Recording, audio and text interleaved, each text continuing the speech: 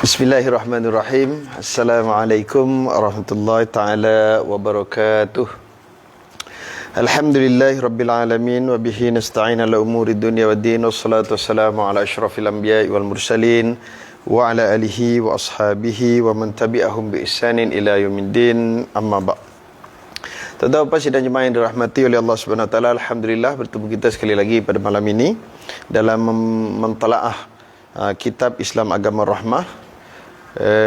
Salah satu di antara unsur rahmah itu ialah keadilan dan kesaksamaan dalam Islam. InsyaAllah pada malam ini kita akan membicarakan berkaitan keadilan dan kesaksamaan dalam Islam yang sangat ditekankan sehingga ia berulang-ulang kali disebut di dalam Al-Quran. Prinsip keadilan dan kesaksamaan untuk semua dikategorikan sebagai prinsip teragung syariat Islam. Maknanya prinsip ini adalah antara prinsip yang sangat teragung di dalam Islam. Bahkan kerana keadilan juga diciptakan langit dan bumi. Oleh sebab itu kalimah al-adlu dan terbitannya diulang sebanyak 28 kali di dalam Al-Quran. Seperti mana kalimah yang membawa erti yang sama, iaitu al-qist, perkataan yang sinonim dengan keadilan. Jadi selain dari dalam Al-Quran, selain penggunaan perkataan al-adlu, juga penggunaan al-qist. Al-qist juga bermakna ialah keadilan. Al-Quran banyak menjelaskan kepentingan al-adlu dan al-qist. Contohnya yang pertama, perintah umum di dalam Al-Quran, surah An-Nahlu, surah 16 ayat 90. Allah Subhanahu wa taala berfirman, a'udzubillahi minasyaitonir rajim, innallaha ya'muru bil 'adli wal ihsan wa ita'i dzil qurba wa yanha 'anil fahsya'i wal munkari wal baghi. Sesungguhnya Allah Ta'ala menyuruh berlaku adil dan berbuat kebaikan, serta memberi bantuan kepada kaum kerabat, dan melarang daripada melakukan perbuatan-perbuatan yang keji dan mungkar serta kezaliman. Sebab itu tuan-tuan lihat, kalau di dalam Quran disebut menyuruh kepada perbuatan kebaikan, akan diikuti dengan mencegah kemungkaran. Jadi di sini jelas disebut bahawa hendaklah kamu berlaku adil. Allah Ta'ala menyuruh kita berlaku adil dan berbuat baik. Tapi dia tak sebut bahawa berlaku adil dan berbuat baik itu kepada orang Islam saja, ataupun orang yang sebangsa dengan kita, ataupun orang yang sedara mara saja. Tidak. Tetapi disebut secara umum, melakukan kebaikan dan juga melakukan keadilan itu kepada secara umum, termasuk jugalah kaum kerabat. Mana kaum kerabat itu termasuk, tapi bukan semata-mata kaum kerabat, semua sekali, umum. Dan juga dilarang kita melakukan perbuatan-perbuatan kejahatan juga secara umum. Secara umum makna tak boleh buat jahat dengan siapa pun. Sama ada dengan kawan kamu, dengan musuh kamu, dengan keluarga kamu, tak boleh buat jahat. Baik, seterusnya dalam surah Al-Ma'idah. Surah Al-Ma'idah ayat yang ke-8. Allah Subhanahu wa taala berfirman, a'udzubillahi minasyaitonirrajim. I'dilu huwa aqrabu littaqwa. Hendaklah kamu berlaku adil kepada siapa pun, kerana sikap adil itu lebih kepada takwa. Mana kita disebutkan di dalam Al-Quran, manusia terbaik di sisi Allah Ta'ala itu ialah orang yang bertakwa. Kan? Inna akramakum indallahi atqakum. Orang yang paling mulia di kalangan kamu di sisi Allah Subhanahu wa taala ialah orang yang paling bertakwa. Bertakwa kepada siapa? Kepada Allah Subhanahu wa taala. Jadi nak capai takwa tu, dia ada banyak sifat-sifat dia. Salah satu ialah i'dilu, berlaku adillah kamu, kerana berlaku adil itu mendekati takwa. Jadi bila kita dah berlaku adil, dah dekat sangat dengan sifat takwa itu, ditambah dengan sifat-sifat yang lain. Baik, kemudian Allah Subhanahu wa taala berfirman lagi dalam surah Al-An'am ayat 152. Nanti tuan-tuan boleh rujuk surah Al-An'am ayat 152. Wa idza qultum fa'dilu. Wa idza qultum fa'dilu walau kana dza qurbah. Dan aku diperintah, dan apabila kamu mengatakan sesuatu semasa membuat apa-apa keterangan, maka hendaklah kamu berlaku adil sekalipun orang itu ada hubungan kerabat dengan kamu. Mana arahan Allah Ta'ala, hendaklah kamu berlaku adil dengan siapa pun, walaupun dengan keluarga kamu. Artinya contoh kalau kita di mahkamah, tuan-tuan sekalian, kita menjadi saksi terhadap keluarga kita. Walaupun keluarga kita tu memang melakukan jenayah, maka kita naklah bersaksi dengan adil, menyatakan apa yang kita tahu, apa yang kita nampak tentang jenayah yang dilakukan. Jangan bila kerana dia kawan kita, dia kerabat kita, kita sorokkan buktian sehingga akhirnya keluarga kita atau kerabat kita yang melakukan jenayah tadi dilepaskan. Sedangkan dia sepatutnya diambil tindakan, ya. Ini arahan daripada Allah Ta'ala, tuan-tuan sekalian, ya. Walaupun dengan keluarga kita, hendaklah kita berlaku adil, ya. Kemudian dalam surah Asy-Syura ayat 15 disebutkan wa umirtu li'adila bainakum, dan aku diperintahkan supaya berlaku adil di antara kamu. Mana Rasulullah SAW sendiri menyebutkan bahawa baginda diarah untuk berlaku adil kepada siapa pun di antara kamu, maknanya orang yang berinteraksi dengan baginda. Kita gitu juga, siapa pun berinteraksi dengan kita, maka hendaklah kita berlaku adil. Seterusnya juga diharamkan untuk tidak berlaku adil walaupun terhadap musuh. Jadi dalam Quran sesudah disebutkan bahawa hendaklah kita berlaku adil, maka kita juga dilarang oleh Allah Ta'ala untuk berlaku tidak adil atau berlaku sebaliknya kepada orang lain sekalipun dengan musuh kita. Sebab itu kita lihat dalam surah Al-Ma'idah ayat yang ke-8, Allah Ta'ala menyebutkan a'udzubillahi minasyaitonirrajim wala yajrimannakum syana'anu qaumin ala alla ta'dilu i'dilu huwa aqrabu littaqwa. Dan jangan sekali-kali kebencian kamu terhadap sesuatu kaum itu mendorong kamu kepada tidak melakukan adil. Hendaklah kamu berlaku adil kepada siapa jua, kerana sikap adil itu lebih hampir kepada takwa. Hari ini tuan-tuan tengok, kadang-kadang bila seseorang itu kawan kita, apa dia buat semua kita kata betul. Walaupun kadang-kadang dia melakukan kesalahan. Tapi kalau lawan kita, orang yang tidak sehaluan dengan kita ataupun musuh kita, kalau dia cakap walaupun betul, kita akan tolak pandangan dia. Kita tak mau terima.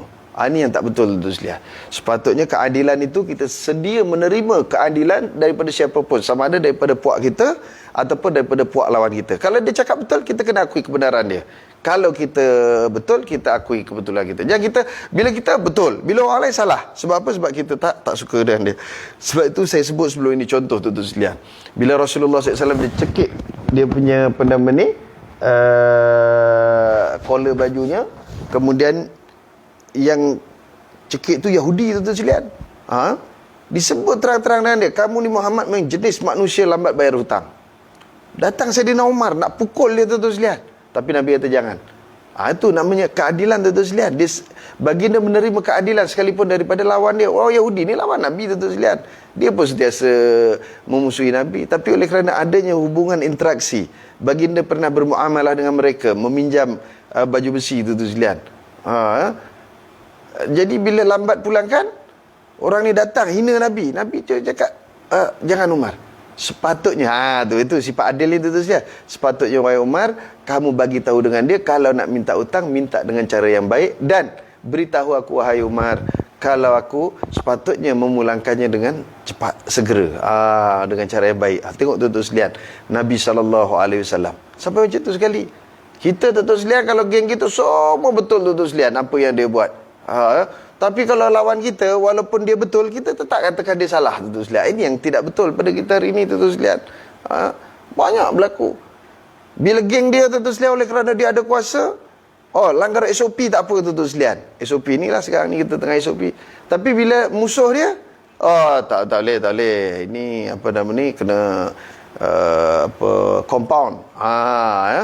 Macam itulah. Banyak lagi lah, tuan-tuan sekalian. Contoh-contoh lah kalau kita nak tengok sekarang ini, ketidakadilan sosial yang berlaku di kalangan masyarakat kita, tuan sekalian. Sekalipun kadang-kadang orang itu kononnya memperjuangkan Islam,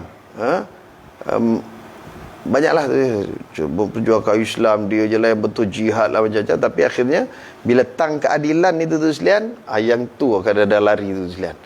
Mereka tak dapat melaksanakan secara praktikal. Cakap boleh, tuan sekalian, cakap. Kalau ceramah dulu, tuan sekalian, petik kata. Rasulullah cakap apa? Kata Rasulullah, kalaulah Fatimah anak perempuanku mencuri, aku akan potong tangannya. Makna seriusnya kita, tuan sekalian, kalau kita dapat kuasa, berlaku demikian, tuan sekalian, dalam keluarga kita, anak kita mencuri, kita nak potong tangan. Tu kita ambil contoh Rasulullah. Tapi hari ini, tuan sekalian, tengok, relax, tuan sekalian. Langgar SOP, marah polis pula, tuan sekalian. Banyaklah, tuan sekalian, kes-kes berlaku macam tu. Bila orang besar, orang kayangan, tuan sekalian, melanggar peraturan-peraturan undang-undang, mereka lepas. Tapi bila orang-orang kecil, mereka kena ambil tindakan. Ini adalah sifat-sifat tuan sekalian yang tidak adil, yang tidak sepatutnya berlaku dalam masyarakat dan juga kepada pemimpin-pemimpin. Seterusnya, Islam juga telah menegaskan dan memberi amaran bahawa ikutan kepada hawa nafsu dan kecenderungan peribadi akan membawa kepada ketidakadilan. Ini kita boleh lihat tuan sekalian dalam surah An-Nisa. Kita tengok surah An-Nisa ayat yang ke 135 tuan sekalian. Ayat surah An-Nisa ayat ke-35, Allah Subhanahu Wa Taala berfirman, "Fala tattabi'ul hawa an ta'dilu." Oleh itu janganlah kamu turutkan hawa nafsu supaya kamu tidak menyeleweng dan dari keadilan. Jadi kita jangan ikut hawa nafsu. Sebab apa? Hawa nafsu ni boleh membawa kepada ketidakadilan. Bila kita lihat ini kawan kita, teman kita, bila kita nak buat hukuman, kita ikut hawa nafsu. Habislah tuan-tuan sekalian, maka kita tidak akan berlaku keadilan. Sebab itu biasanya tuan-tuan sekalian, di mahkamah, bila kes-kes tertentu, contohnya simpulan A, dia ni dikenakan tindakan atau tuduhan kerana melakukan satu kes jenayah, tiba-tiba hakim yang dicadangkan oleh pihak pemerintah itu ada hubungan kait. Biasanya hakim itu sendiri akan menarik diri tuan-tuan sekalian. Ataupun nanti pihak yang didakwa, mereka akan minta supaya hakim itu ditukar kerana bimbang akan berlaku ketidakadilan. Sebab apa? Bila kita membicarakan saudara kita, kerabat kita, kawan-kawan kita, maka dibimbangi kita akan tidak lagi boleh berfikir dengan waras dan tidak boleh menjalankan hukum tadi dengan fakta yang sebenar.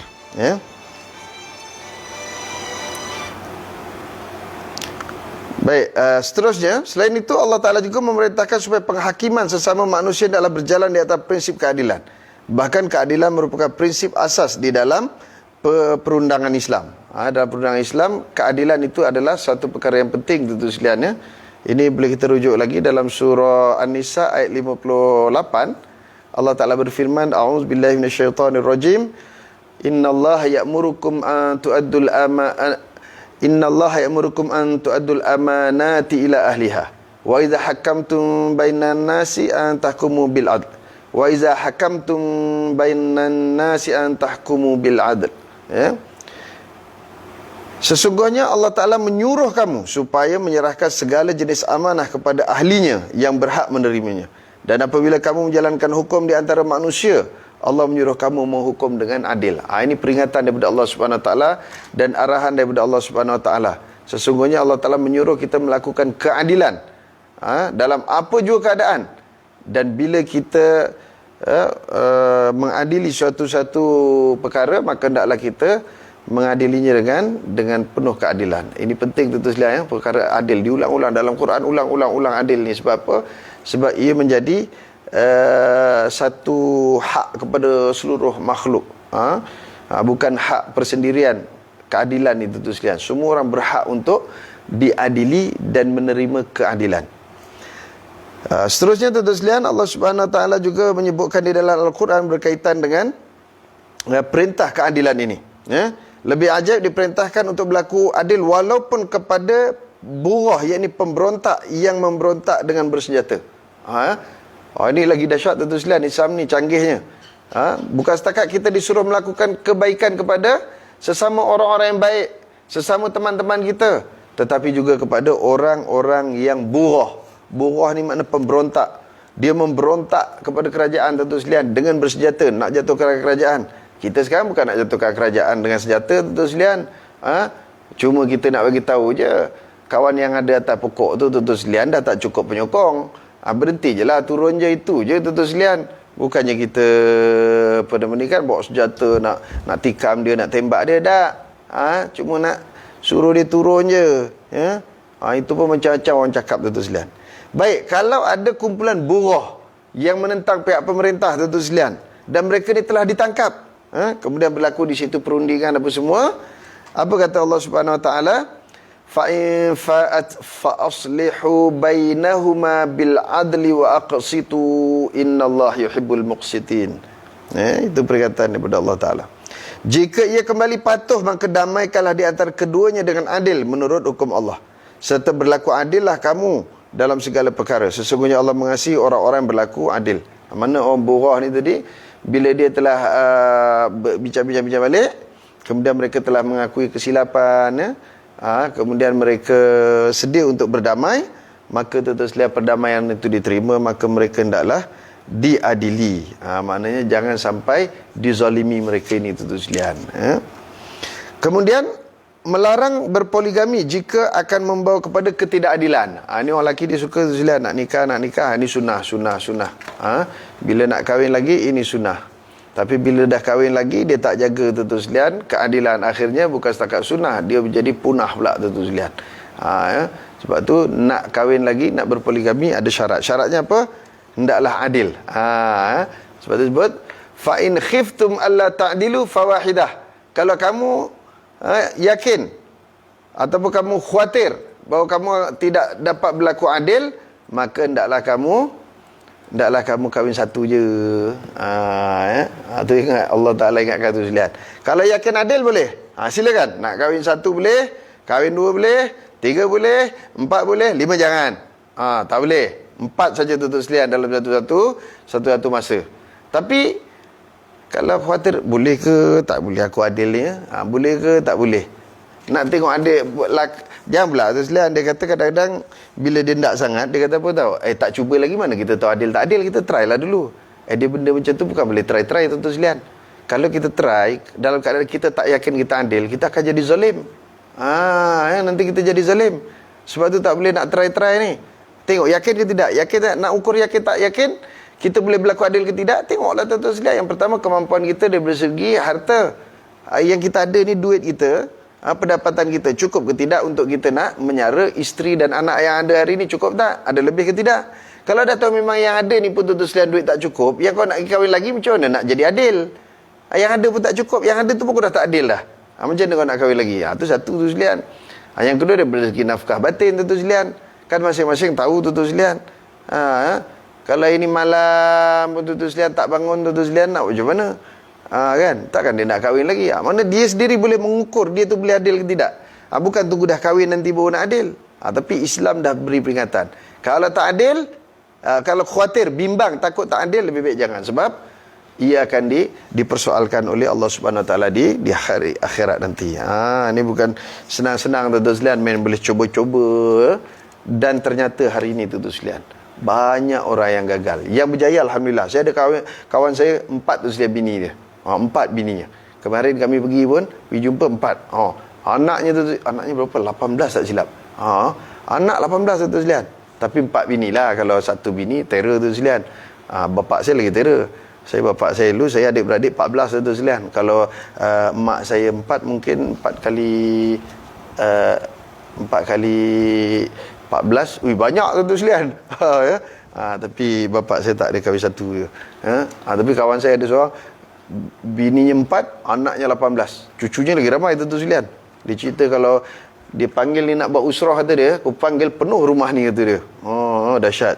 Tapi dia boleh adil sebab kemampuan dari segi zahir, batin, dia ada, dia cukup. Alhamdulillah, anak-anak dia semua dapat diberikan hak-hak mereka. Tak apa. Baik, seterusnya, ketujuh, menjadikan adil sebagai prasyarat untuk menerima penyaksian. Orang nak jadi saksi, tuan-tuan sekalian. Bukan main boleh kita ambil kesimpulan. Tak. Saksi tu mesti diyakini dia orang yang adil. Dan bila dia nanti menjadi saksi, dia memberi persaksian dengan adil, maksudnya dia akan sampaikan sesuatu itu dengan faktanya. Jangan main apa ni, ini tak ada ni betul, ni saya agak gini. Tak. Dia kena dengan fakta yang jelas, tuan-tuan sekalian. Apa yang dia tahu, betul kata betul, tidak atau tidak, barulah namanya adil. Ini disebutkan dalam surah Al-Ma'idah ayat 106. Boleh nanti rujuk surah Al-Ma'idah ayat 106. Disaksikan oleh 2 orang yang adil di antara kamu. Maka di antara kamu pilih orang yang betul-betul adil, dia baru boleh menjadi saksi. Baik, lafaz al-qist juga berulang kali disebut di dalam Al-Quran dengan terbitannya sebanyak 27 kali. Ini perkataan al-qist. Tadi kita membicarakan ayat-ayat menyebut perkataan al-adlu. Sekarang kita al-qist. Al-qist juga bermakna adil. Baik, yang pertama, berlaku adil secara mutlak. Berlaku adil secara mutlak. Ini boleh kita lihat dalam surah Al-Ma'idah ayat yang ke-8. Ini bila kita sebut tentang adil-adil ni, ulang-ulang ayat ni lah. Terus ayat ke-8 ni. Ayat yang ke-8 Allah Ta'ala berfirman, A'udzubillahi minasyaitonirrajim. Ya ayyuhalladzina amanu kunu qawwamina lillahi syuhada'a bil qist. Wahai orang-orang yang beriman, hendaklah kamu semua sentiasa menjadi orang-orang yang menegakkan keadilan kerana Allah Ta'ala. Jadi keadilan itu kita tegakkan semata-mata kerana Allah Subhanahu Wa Ta'ala. Bukan kerana kawan, bukan kerana di keluarga kita. Keadilan mesti ditegakkan atas nama Allah Subhanahu Wa Ta'ala, kerana Allah Subhanahu Wa Ta'ala. Yang kedua, berlaku adil dalam menghukum. Ini boleh kita tengok dalam surah Al-Ma'idah ayat 42. Surah Al-Ma'idah ayat 42 ini, malam ni kita berbicara tentang gesaan Allah Ta'ala untuk melakukan keadilan di dalam Al-Quran. Kita bicara tentang ayat Al-Quran saja. Baik, surah Al-Ma'idah ayat 42. Allah Subhanahu Ta'ala berfirman, wa in hakamta fahkum bainahum bil qist, innallaha yuhibbul muqsitin. Dan jika engkau menghukum, maka hukumlah di antara mereka dengan adil, kerana sesungguhnya Allah mengasihi orang-orang yang berlaku adil. Orang yang adil, dia akan dikasihi oleh Allah Subhanahu Wa Ta'ala. Tapi kalau orang itu zalim, Allah Ta'ala sangat benci. Jadi sebab tu kita kena menjadi orang-orang yang sentiasa adil, mempunyai sifat keadilan dalam diri kita. Yang ketiga, berlaku adil ketika berlaku perbalahan, walaupun mereka yang menyalahi undang-undang. Ni dalam surah Al-Hujurat ayat 9 tuan-tuan sekalian, Allah Ta'ala menjelaskan kepada kita mana apa, jika ia kembali patuh. Allah Ta'ala berfirman, A'udzubillahi minasyaitonirrajim, fa in fa'at fa aslihu bainahuma bil adli wa aqsitu innallaha yuhibbul muqsitin. Jika ia kembali patuh, maka damaikanlah di antara keduanya dengan adil menurut hukum Allah, serta berlaku adillah kamu dalam segala perkara. Sesungguhnya Allah mengasihi orang-orang yang berlaku adil. Ini arahan daripada Allah Subhanahu Wa Taala. Apa juga yang kita lakukan, hendaklah kita lakukan dengan adil. Damaikan orang, tentu sekalian. Bila ada orang bermusuh, bergaduh, kita damaikan. Bukan kita jadi batu api pula. Ini kita pula jadi batu api. Gaduhkan orang. Ataupun kita adu dombakan orang, sebab kita ada kepentingan. Sebab tu kalau tuan-tuan lihat dulu di zaman sebelum Rasulullah sampai di Madinah, orang-orang Aus dan Hazrat tu bergaduh sampai 400 tahun tak boleh berdamai tu sekalian. Pasal apa? Dia diadu dombakan oleh puak-puak Yahudi. Jadi kalau kita bekerja je mengadu domba, tak ada beza kita dengan orang Yahudi dan Nasrani tu sekalian. Sebab orang Yahudi tu memang perangai dia begitu. Dia mengadu domba orang supaya dia dapat mengambil kesempatan daripada kelemahan pihak yang diadu dombakan itu. Jadi dia dapat mengambil kesempatan. Macam hari ini, dunia diadu dombakan oleh puak-puak Yahudi. Sebab Yahudi ada kepentingan. Dia nak jual senjata, dia nak jual teknologi. Itu Yahudi. Dilaga-lagakan umat Islam sesama umat Islam dengan orang bukan Islam. Tengok apa yang berlaku di Timur Tengah. Ini semua kerja-kerja Yahudi tu sekalian. Mereka adu dombakan sesama orang Islam. Akhirnya orang Islam bergaduh. Mereka dapat keuntungan sebab dapat jual senjata, dapat jual teknologi. Ini yang mereka hajatkan. Baik, yang keempat, menjanjikan tempat tinggal mereka yang membunuh para pencinta keadilan di dalam neraka. Allah Ta'ala menjanjikan orang-orang yang melakukan ketidakadilan, mereka akan ditempatkan di dalam neraka. Na'udzubillah tu sekalian. Takut kita. Ni tuan-tuan boleh rujuk dalam surah Ali Imran ayat 21. Allah Ta'ala berfirman, innal ladzina yakfuruna bi ayatillahi wa yaqtuluna an-nabiyyina bighairi haqq wa yaqtuluna alladzina ya'muruna bil qisti minan nas fabashirhum bi'adzabin alim. Sesungguhnya orang-orang yang mengingkari ayat-ayat Allah dan membunuh para nabi tanpa hak dan membunuh orang-orang yang menyuruh manusia berbuat adil, sampaikanlah kepada mereka khabar gembira, iaitulah azab yang pedih. Ini peringatan Allah Subhanahu Wa Taala kepada orang-orang yang mengingkari ayat Allah Ta'ala. Ini ayat ini ditujukan dulu khas kepada orang Bani Israel. Kerana apa? Mereka sanggup membunuh para Nabi. Ini Yahudi Bani Israel ni tuan-tuan sekalian. Dia bukan setakat bunuh orang biasa, bukan setakat bunuh musuhnya, orang Islam dan lain-lainnya, tak. Nabi pun dibunuh tuan-tuan sekalian oleh mereka untuk kepentingan golongan-golongan tertentu. Ini puak-puak Yahudi tu sekalian. Sehingga Allah Subhanahu Wa Taala kata, siapkan, sampaikan kepada mereka berita gembira dengan azab yang pedih. Kadang-kadang kita pelik dalam Quran, fabashirhum bi azabin alim. Bagi berita gembira dengan neraka. Pasal apa berita gembira dengan neraka? Sebab Allah Ta'ala nak perli dia orang tuan-tuan sekalian. Kita ni kadang-kadang kalau orang cakap direct dengan kita tak berapa sakit hati sangat. Tapi bila kena pedih tuan-tuan sekalian. Betul tak? Kena perli tuan-tuan sekalian, pedih, kena sindir. Pedih. Ni Allah Ta'ala sindir lagi. Fabashirhum bi azabin alim. Bagi mereka berita gembira dengan azab yang pedih. Bagi mereka berita gembira dengan neraka. Berita gembira dengan neraka. Sedih. Pedih hati, sakit hati tau tuan-tuan sekalian dengar. Ni salah satu uslub dalam Al-Quran, uslub sindiran. Sebab apa sindir tuan-tuan sekalian? Sebab yang disindir tu orang tak faham bahasa.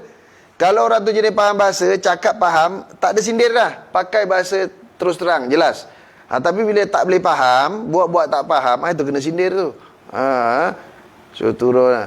Mat, turun Mat, nanti jatuh. Dia tak mau turun, dia relax. Mat, naik lagi Mat, biar jatuh, biar mampus kau. Kan? Sakit hati, celaka betul-betul. Dia tak boleh cakap elok-elok. Tapi manusia tu gitulah tu sekalian. Bila orang cakap elok-elok, terus terang, dia komplain. Korang ni tak reti ke cakap lah pakai bahasa kiasan sikit, ni pakai bahasa jelas-jelas, marahlah orang, kecil hati. Bila sindir pula, ni kau cakap lah terus terang, ni sindir kan. Manusia ni macam tu sekalian. Tapi Allah Ta'ala guna uslub sindir ni untuk nak perli, nak sindir, biar sakit hati puak-puak kafir tu. Jangan main-main kau.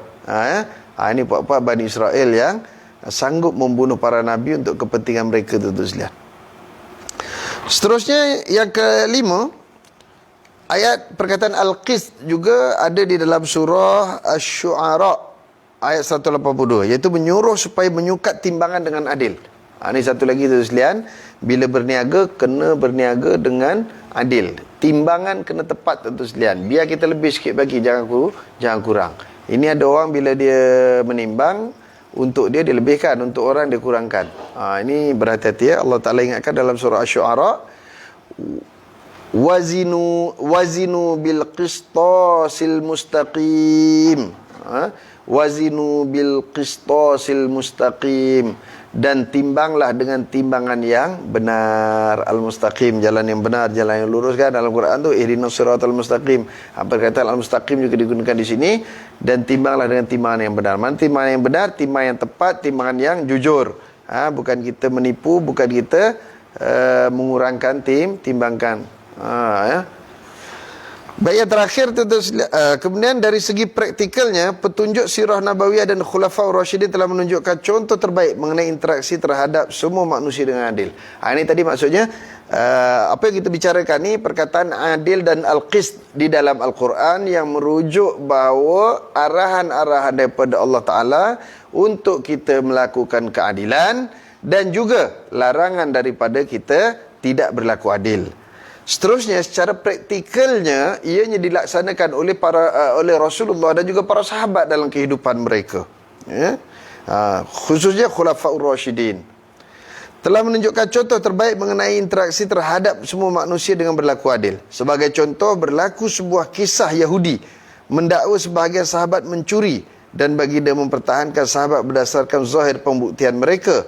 Lalu turun ayat surah An-Nisa ayat 105. A'udzubillahi minasyaitonirrajim.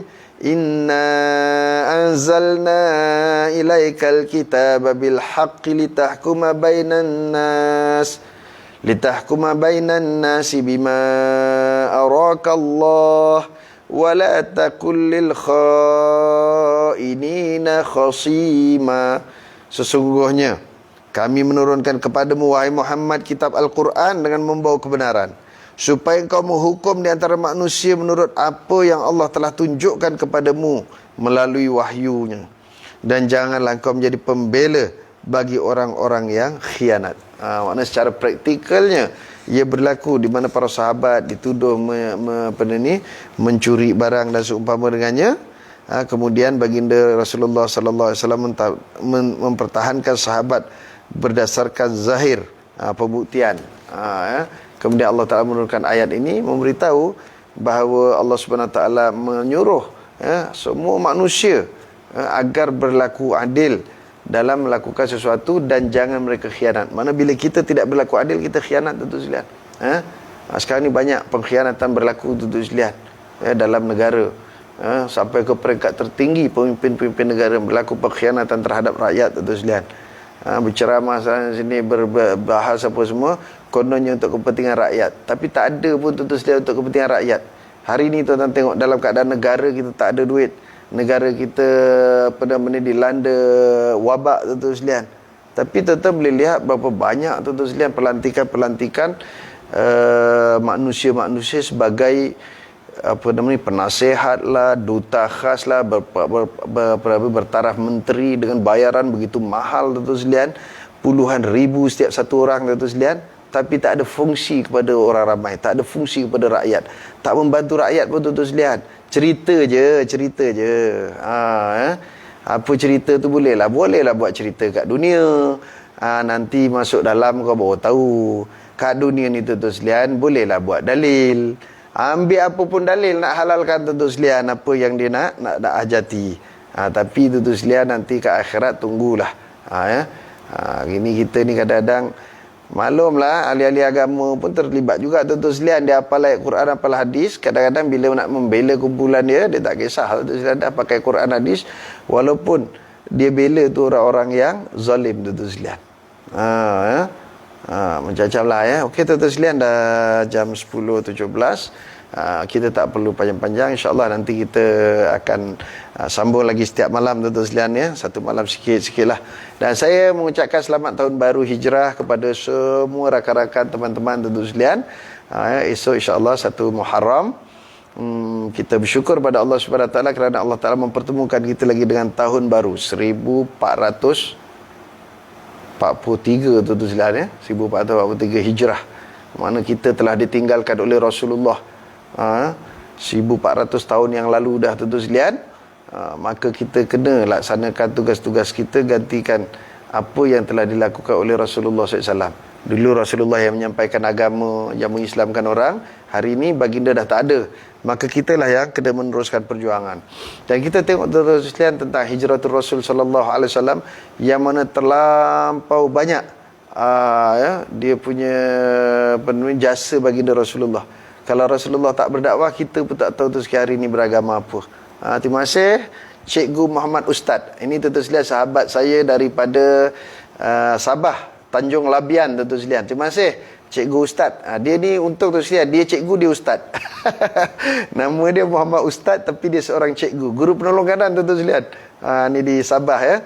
Beliau tinggal di Tanjung Labian. Dan kami memang ada membina sebuah madrasah tahfiz, tuan-tuan sekalian, di kampung beliau, di kampung Tinagian Besar, ujung sana, tuan-tuan sekalian. Kalau tuan-tuan pergi ke Felda Sahabat sana di Lahad Datu, masuk Felda Sahabat, keluar lagi Felda Sahabat, sampailah ke kampung tersebut. Kita buat sekolah tahfiz di sana. Dan masih ada lagi, tuan-tuan sekalian, kekurangan, belum siap lagi. Asrama perempuan kita dah siapkan, alhamdulillah. Ada berapa orang sekarang ni cikgu? Kalau boleh cikgu catat di situ. Pelajar lelaki berapa orang, pelajar perempuan berapa orang.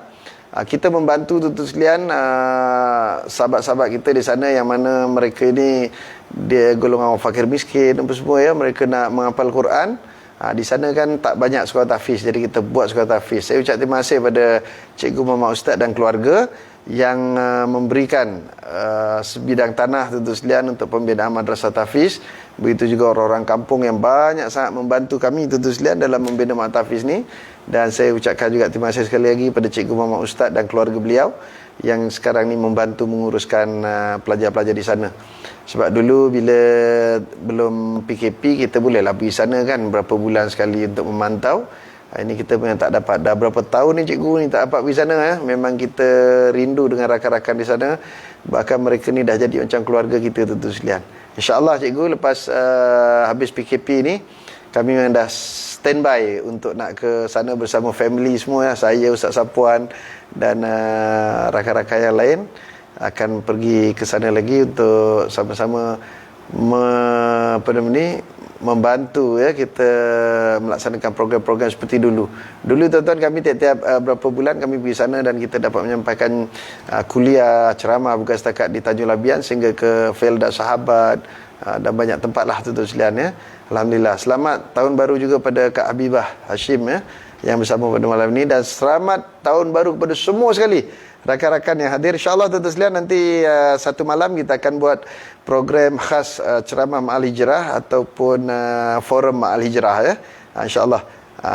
Tapi saya ada plan malam Jumaat ni ada satu program kita akan buat juga tuan-tuan sekalian, sambutan Ma'al Hijrah. Tapi itu kami buat bersama dengan Win Impact Network Sedia Berhad, satu company multi level tuan-tuan sekalian yang memasarkan produk kesihatan yang dinamakan Antidote tuan-tuan sekalian ya. Antidote ni ada 10 ramuan dia dan memang dahsyat. Durian Belanda, kemudian ada kelor, tamar, ada stevia, madu dan seumpama dengannya. Semua produk buah-buahan dan unsur-unsur yang baik yang digabung jalinkan sehingga menerbitkan makanan kesihatan yang sangat baik ya. Tuan-tuan boleh nanti kita sama-sama dapatkan. Baik, terima kasih semua. InsyaAllah kita jumpa lagi.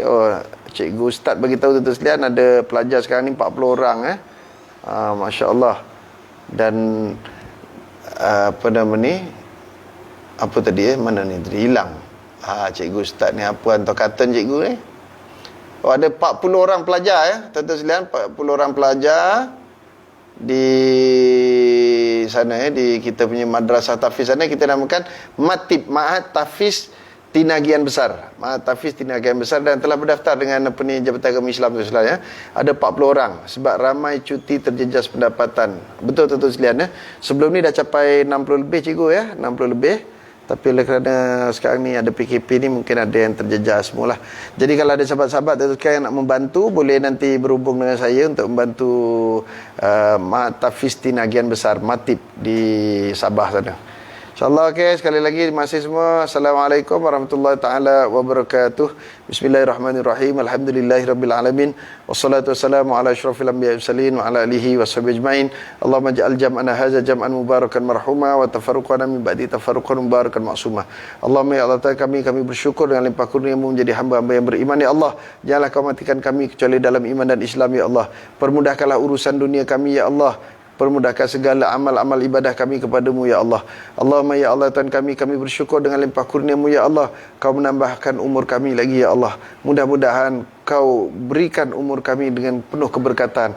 Allahumma ya Allah Tuhan kami bersyukur kami bertemu lagi tahun baru ya Allah. Semoga tahun baru yang kehadapan ini ya Allah akan memberikan kami kebaikan-kebaikan yang banyak ya Allah. Allahumma ya Allah ya Tuhan kami, sesungguhnya kami insan yang lemah ya Allah. Kami tidak mampu berbuat apa-apa melainkan dengan izin-Mu jua ya Allah. Bantulah kami ya Allah, permudahkanlah kami ya Allah. Allahumma ya Allah Tuhan kami, bagi sahabat-sahabat kami, saudara mara kami yang sedang dirawat kerana COVID ya Allah, Kau permudahkanlah urusan mereka, sembuhkanlah mereka segera ya Allah. Bagi rakan-rakan saudara mara yang telah terkorban disebabkan COVID ya Allah, Allahumma ya Allah Tuhan kami, ampunilah dosa-dosa mereka ya Allah. Kau terimalah segala amal-amal bakti mereka ya Allah. Tempatkanlah mereka di tempat yang lebih baik di akhirat sana ya Allah. Allahumma ya Allah Tuhan kami, hindarkan COVID daripada kami dan ahli keluarga kami ya Allah. Allahumma ya Allah Tuhan kami, hindarkan kami daripada kemaksiatan dan kejahatan yang zahir maupun yang batin ya Allah. Allahumma ya Allah Tuhan kami, terimalah doa-doa kami ya Allah. Terimalah doa-doa kami ya Allah. Mudah-mudahan ya Allah kami dapat terus berbakti di muka bumi-Mu ini ya Allah. Walaupun tidak banyak kebaikan yang boleh kami lakukan ya Allah, kami membuat setakat yang termampu ya Allah. Allahumma ya Allah Tuhan kami, Kau berikan kami sumber rezeki yang barakah ya Allah. Kau berikan kami sumber yang barakah ya Allah. Lebih-lebih dalam keadaan yang sangat getir pada hari ini ya Allah. Di zaman ekonomi, kejatuhan ekonomi berlaku sekali lagi ya Allah, sehingga ramai di antara umat Islam kita yang bukan setakat mereka kesusahan, bahkan ada mereka yang bunuh diri ya Allah. Allahumma ya Allah Tuhan kami, Engkau tiupkan semangat kepada rakan-rakan kami, seluruh sahabat-sahabat kami dengan semangat kesabaran ya Allah terhadap ujian-ujian yang Kau timpakan kepada kami ya Allah. Allahumma ya Allah, Tuhan kami, hindarkan mereka daripada membunuh diri ya Allah. Kerana bunuh diri itu bukan penyelesaian segala masalah, sedangkan kematian itu adalah kehidupan, permulaan kehidupan yang baru yang kekal abadi ya Allah. Allahumma ya Allah, Tuhan kami, terimalah doa-doa kami ya Allah. Kami insan yang lemah ya Allah, kami tidak mampu berbuat apa-apa melainkan dengan izin-Mu jua ya Allah. Oleh itu bantulah kami ya Allah, permudahkanlah segala urusan kami ya Allah. Allahumma rabbana atina min ladunka rahmatan wa hayyi' lana min amrina rasyada. Rabbana atina fid dunya hasanah wa fil akhirati hasanah wa qina azabannar wa adkhilnal jannata ma'al abrar ya aziz ya ghaffar ya rabbal alamin. Wa sallallahu ala sayyidina Muhammad wa ala alihi wa sahbihi wa baraka wasallam. Walhamdulillahirabbil alamin. Taqabbalallahu minna minkum. Masih semua. Tuan-tuan, insyaAllah hari Rabu kami memanen ataupun menuai buah-buah tembikar ya. Siapa yang berhajat untuk mendapatkan tembikar boleh datang ke Matki Agrofarm, Matki Krayung Agrofarm. Okey, bye. Assalamualaikum warahmatullahi taala wabarakatuh.